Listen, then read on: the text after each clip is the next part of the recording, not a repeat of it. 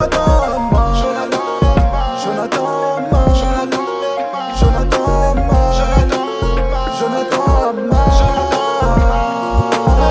commence lors d'un week-end chez le frère de son père.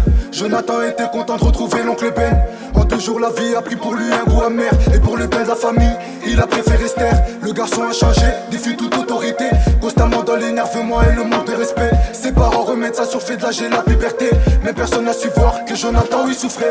Il se dit qu'il était faible, donc il a mérité. Il remet la faute sur lui-même, tellement qu'il est blessé. Au dîner, oncle Ben fait comme si c'était rien passé. S'il vous plaît comprenez que le garçon soit frustré.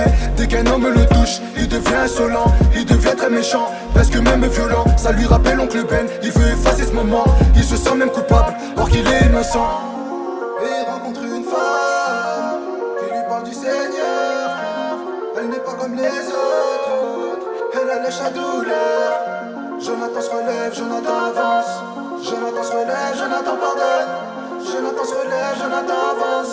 Jonathan se relève, il a pleuré seul dans le noir. Il a pleuré seul dans le noir. Personne n'était là pour l'aider. Personne n'était là pour l'aider. Il a pleuré seul dans le noir. Il a pleuré seul dans le noir. Et personne pour le consoler. Et personne pour le consoler. Il a décidé sans parfois il veut s'en aller.